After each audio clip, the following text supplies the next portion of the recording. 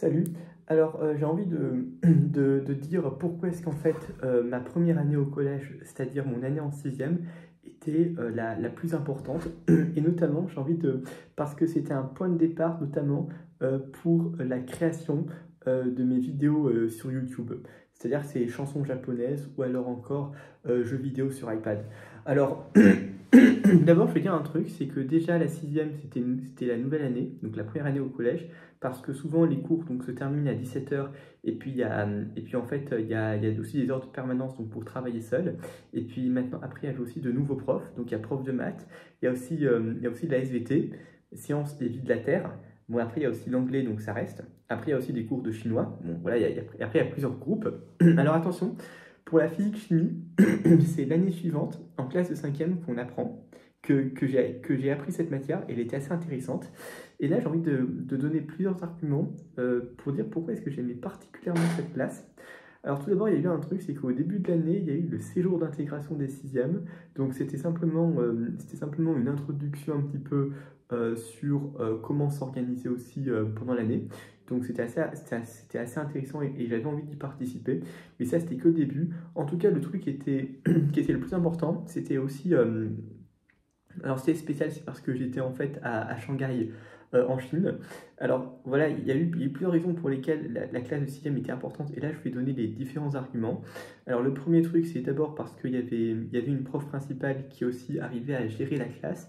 Donc en fait cette prof principale, en fait c'était Madame Dauphala, et ce qui était assez amusant, je me rappelle à la fin de l'année, et j'ai envie de le raconter un petit peu, c'est qu'en vie de classe justement, en fait c'est qu'il y avait 4 classes de sixième, il y avait sixième A, B, C et D, et moi j'étais en sixième D, et je me rappelle qu'il y avait eu un élève de ma classe, il avait dit D comme Dauphala, et c'était assez amusant, donc c'est pour ça que j'aimais bien en fait un petit peu donc, l'année de sixième, parce qu'il y avait eu ce jeu de mots. Sinon il y avait appris autre chose encore, il y avait aussi... après la physique chimie, pourquoi j'aimais autant? Alors c'est parce que justement les cours de SVT, il y en avait eu 2 fois par semaine. C'était un cours, c'était le mardi, donc c'était une semaine sur deux, et après il y avait vendredi, c'était tous les vendredis, il y a cours. Et il y avait eu un truc, il y avait une exception une fois, alors c'était très spécial, c'est que normalement c'était Madame Dufour qui devait faire cours de SVT. Et ce qui s'était passé, c'est qu'il y avait eu un mardi où elle était absente, en fait, c'est-à-dire que pour des raisons familiales, en fait, elle devait apparemment chercher sa fille de 4 ans à l'école primaire, voilà, et donc elle n'a pas pu faire cours. Et finalement, ce qui était pas mal, c'est que c'était une remplaçante, c'était sa collègue et remplaçante qui avait fait cours de SVT à sa place. En fait, finalement, c'est que j'avais eu cours le mardi de 13h, donc de 13h55 à 14h50, j'avais eu cours de SVT, attention, avec Madame Martinez. Donc c'était en fait, alors j'ai appris que c'était une prof qui, dans sa spécialité, c'était la physique-chimie. Et justement, donc elle faisait le cours de SVT, et l'heure était assez agréable. C'est-à-dire que le cours il était assez agréable. Bon, c'était simplement un changement de prof. Et ce qui était pas mal aussi, c'est que, et ce qui m'a vraiment aidé pour l'année suivante, après pour la cinquième, en fait, c'est parce que justement, j'avais appris. Alors, ce qui s'est passé, c'est que c'était la même prof principale aussi, c'était Madame Dauphala en cinquième. Mais que j'ai appris pour l'emploi du temps, c'est que j'ai appris que, en fait, pour la physique-chimie, c'est-à-dire la nouvelle matière, et bien justement, ça allait être Madame Martinez qui va faire cours. Et donc, ce qui s'est passé aussi, c'est que au début de l'année, justement, c'est-à-dire lors du premier cours de physique-chimie, c'était un vendredi matin, je me rappelle que j'avais dit une phrase, j'avais dit: il semblerait, madame, on avait déjà eu cours l'année dernière, et c'est vrai que c'était assez amusant, parce qu'en fait, justement, j'étais en train de rappeler un moment spécial que j'avais passé. Voilà. Bon, c'était pour ça que j'aime bien après les cours de physique-chimie l'année suivante. Donc, voilà, il y a eu ces raisons. Maintenant, il y avait un autre truc aussi que j'ai envie de dire pour les vidéos, c'est parce qu'à la fin de mon année en sixième, il y avait eu un concours de chant en chinois auquel j'avais participé. Donc l'objectif, c'était en fait organisé par plusieurs professeurs de chinois. Et ce qu'il fallait faire, c'était chanter sa chanson préférée en chinois sur scène. Et justement, en fait, j'avais chanté Ningxia, Ningxia. Et j'avais en fait terminé parmi les 10 premiers. Et ma prof principale, Madame Dauphala, d'ailleurs, m'avait encouragé par la suite. Et je trouve que c'est surtout grâce à ces encouragements que j'ai pu continuer mes nouvelles vidéos, mais attention, en japonais, parce que j'ai envie de me rajouter une nouvelle difficulté. En fait, c'est que si j'ai choisi de chanter en japonais, ce n'est pas pour rien, c'est simplement parce que Le japonais, c'est une langue que je n'avais jamais étudiée au collège. Il n'y avait eu aucun cours de japonais et j'avais simplement envie c'était une manière pour moi de l'apprendre. Surtout que les trucs que je regarde en version originale, c'est en japonais. Et il y a un autre truc aussi que j'ai envie de montrer, c'est que souvent quand je chante sur scène, en fait, j'utilise un microphone rose. Donc en fait, c'est celui-ci. En fait, c'est ça le microphone en fait. Et puis là, c'est écrit en japonais avec mode d'emploi en fait. En fait, j'essaie de rechanter en fait sur scène. Donc voilà, c'était pour ça que j'aimais bien. Sinon après pour les jeux vidéo, alors ça c'était différent, c'est parce que justement depuis la 6e, en fait ce qui s'était passé c'est que souvent pendant les pauses il y avait des élèves qui jouaient à l'iPhone et moi je les regardais. Alors il y avait plusieurs jeux, il y avait par exemple Temple Run 2, mais il y avait aussi un jeu que j'aimais bien, c'était Vector. En fait c'est un personnage qui doit courir et ne pas se faire attraper. Bon après il y avait aussi Nyan Cat Lost in Space que je jouais aussi, mais ça c'était surtout en 5e, c'est parce que souvent il y avait un truc qui se passait, c'est que dans le bus après les cours, des fois en fait je jouais en fait avec un élève de ma classe qui s'appelle Paul à son iPhone, et en fait c'était à Nyan Cat que je jouais, et l'objectif c'était d'obtenir le meilleur score. Et comme les Endless Runners, ben, c'était des jeux qui étaient très populaires, et bien en fait c'est pour cette raison que maintenant j'aime beaucoup jouer à ces jeux sur iPad. Alors juste, j'ai envie de montrer un petit truc quand même. J'ai envie de montrer en fait quels sont les différents jeux que je suis en train de mentionner. Alors le premier jeu, Vector, alors attention, je ne l'ai pas installé parce que je trouve qu'il n'est pas très intéressant contrairement au jeu que je joue sur iPad, enfin que je montre comme avec le Panda. Donc voilà à quoi ça ressemble Vector 2025. En fait, attends, je vais montrer un...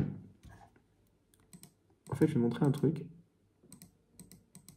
En fait, c'est... Attends, je vais montrer un... Attends, je vais remontrer. Ouais, en fait, c'est que, justement, c'est ça le jeu Vector. C'est-à-dire qu'en fait, justement, c'est un personnage qui doit courir le plus longtemps possible. Et ce sont ça les images. Bon, malheureusement, il y a un problème avec le reflet. Bon, c'est pas très grave, mais c'était ça le jeu que je regardais jouer. Il y a eu ce premier jeu. Sinon, après Temple Run 2, alors attention, ce jeu, je joue souvent. Mais par contre, c'est que c'est un jeu que j'aime particulièrement. Et là, j'ai envie de donner une autre raison pour laquelle j'aime bien ce jeu. Alors, c'est celui-ci, Temple Run 2. Bon, alors attention, j'ai installé le jeu, il est sur iPad. Et je joue à ce jeu parce que je montre des vidéos de sur YouTube. Alors, je vais dire pourquoi est-ce que j'aime particulièrement Temple Run 2. Et ça, c'est très spécial. En fait, c'est parce que pendant les pauses, souvent, les élèves qui jouaient, en fait, ils jouaient surtout à la carte Sky Summit. Et justement, il y a un truc qui est très spécial, c'est que souvent quand je joue à la carte Sky Summit sur iPad, alors attention, avec peu importe le personnage ou alors le coin skins, eh bien ça me fait rappeler quelque chose, mais c'est vraiment spécial, ça me fait rappeler mon année en 6e, le cours de SVT, où c'était Madame Martinez qui faisait cours.